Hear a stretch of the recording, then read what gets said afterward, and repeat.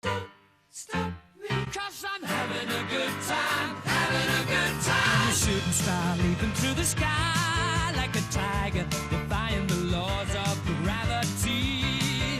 I'm a racing car passing by like Lady Godiva. I'm gonna go, go, go. There's no stopping me.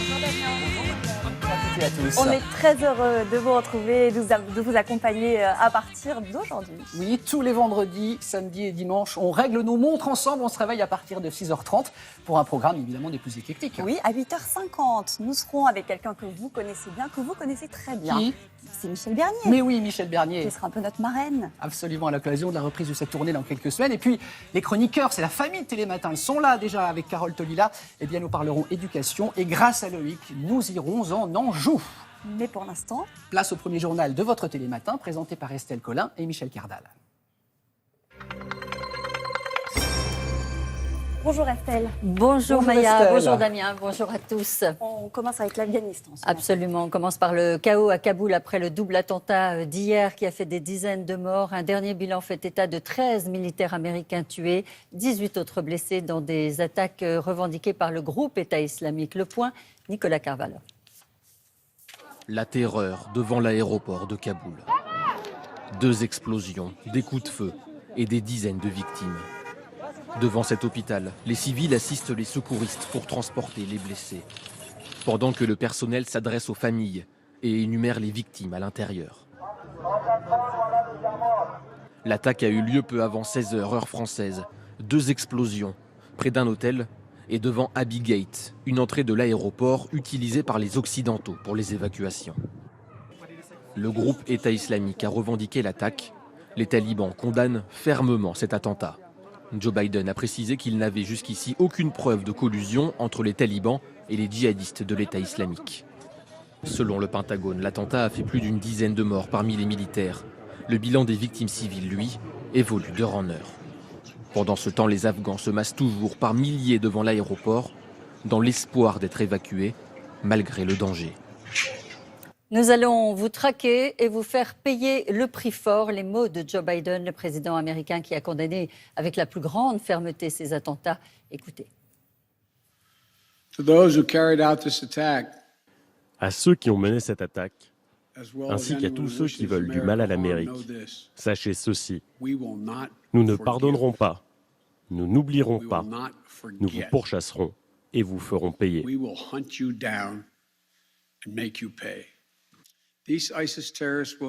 Ces terroristes de l'État islamique ne gagneront pas. Nous allons secourir les Américains là-bas. Nous ferons sortir nos alliés afghans et notre mission continuera. L'Amérique ne se laissera pas intimider.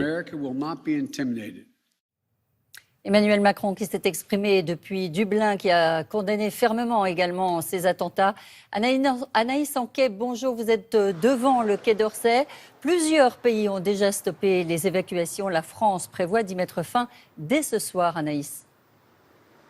Ah oui, cette date, elle avait été annoncée il y a déjà plusieurs jours. On le savait, fin des opérations ce soir. Le compte à rebours est donc lancé, surtout qu'il reste encore plusieurs centaines d'Afghans à évacuer, selon Emmanuel Macron, qui a également ajouté que la France ferait son maximum pour y arriver d'ici ce soir, malgré un climat extrêmement tendu sur place depuis ces 2 explosions. Précision également du porte-parole de l'état-major des armées. L'opération se poursuit. On n'a rien interrompu. Je cite, d'autres vols vers Kaboul sont programmés. Alors, on ne sait pas à quelle heure ni dans quelles conditions ces vols pourront avoir lieu vu la situation chaotique sur place. Mais ce qu'on sait bien, c'est qu'il y avait eu 2 vols d'évacuation hier matin, qu'un 3e était prévu hier après-midi, mais qu'il avait dû être interrompu, suspendu à cause de la menace terroriste qui pesait sur l'aéroport de Kaboul. Il pourrait donc être reprogrammé. Mais pour l'instant, pas de détails, pas de précision du Quai d'Orsay. On le rappelle, actuellement, plus de 2700 personnes ont déjà été évacuées par la France depuis la prise de pouvoir des talibans. Merci beaucoup Anaïs pour ces précisions. Dans l'actualité également, cette rentrée sous Covid-19. Absolument, on va parler de la crise sanitaire. Nous avons évité le pire selon Olivier Véran. Le ministre de la Santé s'exprimait lors de sa conférence de presse de rentrée hier.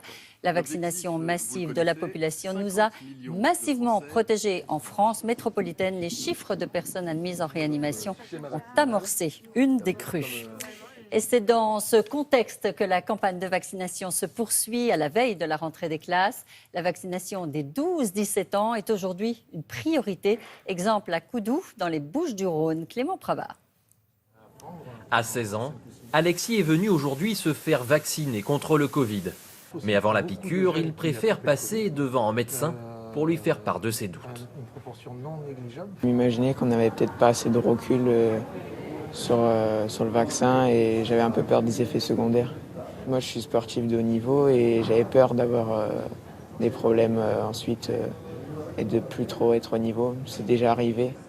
À moins d'une semaine de la rentrée, entre 200 à 300 adolescents viennent chaque jour dans ce centre de vaccination, comme Baptiste, âgé seulement de 13 ans. J'ai pas trop peur, je fais confiance et comme ça c'est un pass quoi. On l'a tous fait dans la famille, alors quitte à avoir quelque chose, on l'aura tous. C'est pas très grave quoi. Et au moins on aura eu de la liberté quoi.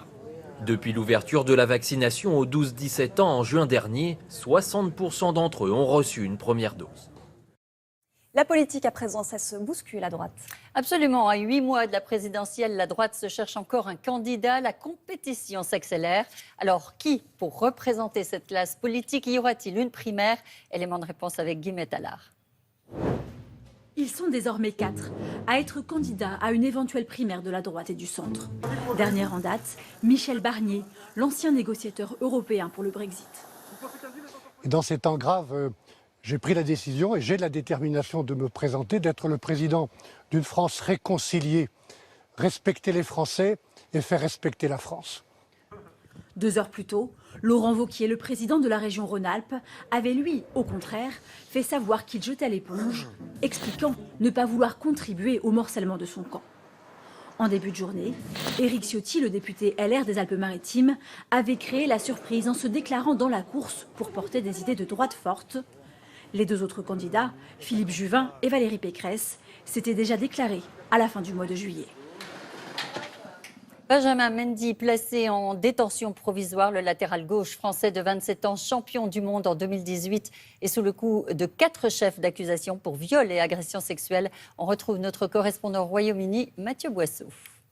Bonjour, oui, ce sont de lourdes charges qui pèsent contre Benjamin Mendy, le défenseur de Manchester City, âgé de 27 ans. Il est, selon la police, visé par 4 chefs d'accusation pour viol et 1 chef d'accusation pour agression sexuelle.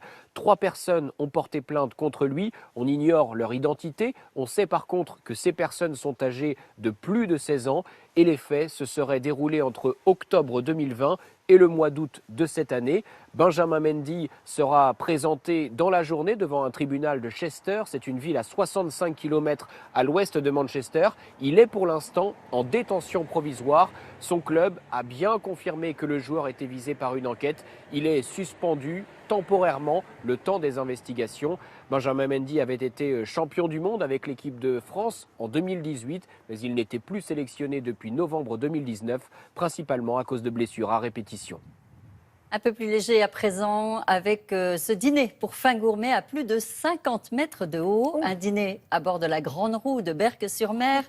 Tout est parti il y a 2 ans d'un appel à projet pour promouvoir le monde rural. Depuis, ce restaurant, pas comme les autres, fait ça le comble, vous allez voir. Agathe Coutel.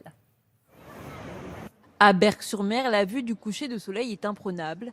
Ces convives s'apprêtent à savourer un dîner gastronomique, la tête dans les étoiles. Ça se passe nulle part en fait. La grande roue, le repas, le fait que ce soit insolite. Le chef et sa brigade se sont préparés depuis des mois pour mettre les petits plats dans les grands, car servir les clients dans une nacelle est un exercice inhabituel. Le menu de haut vol est composé de produits locaux. Suprême de volaille de Lique, farci avec une moussine de cerfeuil,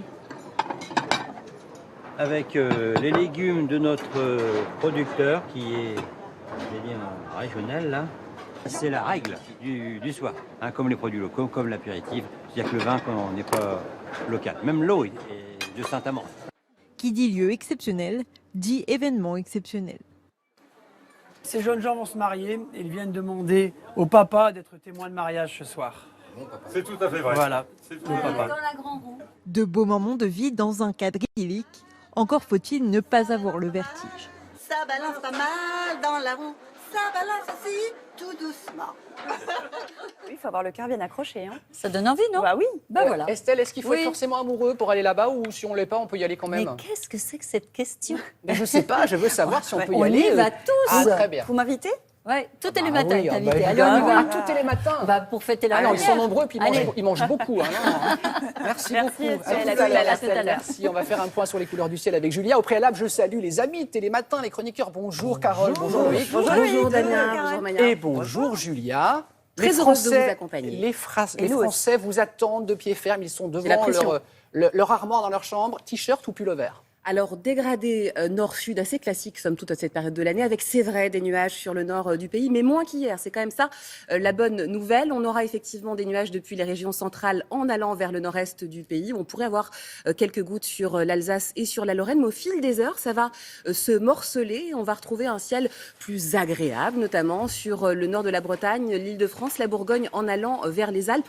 Au sud, plein soleil, de l'évolution d'Ion sur les reliefs. Attention, hein, sur le quart sud-est du pays, vous voyez que Mistral, Tramontagne vont se renforcer, 80 km/h sur le Var. Entre Corse et continent, on attend jusqu'à 90 km/h. Le risque Attention. d'incendie est particulièrement On va- élevé. Les forêts sont fermées dans le Var en ce moment, puisque le risque est de 4 sur 5. C'est fort également sur la Corse, avec un risque de 5 sur 5. Donc on prévient Jacques Dutronc, attention que son chapeau ou sa casquette ne s'envole pas en Corse, hein. Exactement, on Voilà. reste tranquille finalement dans sa maison et on regarde Télématin, c'est un peu ça la bonne nouvelle. Les températures, c'est un peu frais, vous l'avez remarqué. Effectivement, on attend des températures assez fraîches sur les régions centrales, 9 degrés dans la journée. C'est trop juste au nord et on est de saison sur les régions du sud. Merci beaucoup, Julia. On va continuer à parler d'actualité. Direction le Var, qui, vous le savez, mardi dernier, a connu d'importantes inondations. Quelques jours, malheureusement, à peine après les terribles incendies. 7000 hectares ont été ravagés. Le feu a laissé derrière lui un spectacle de désolation, Maya. Et un écosystème local qui est en péril, la flore est calcinée. Certains animaux sont menacés, c'est le cas des tortues d'Hermann, qui sont des vestiges de la préhistoire. Elles sont aujourd'hui une espèce protégée. 10 000 de ces petites tortues étaient présentes dans la réserve naturelle de la Plaine des Morts avant les feux. Un peu moins de la moitié a péri. Depuis une semaine, scientifiques et bénévoles se mobilisent pour les retrouver et les sauver. Comment? Eh bien, en essayant au maximum de les laisser sur place. Reportage Olivier Lebras, regardez.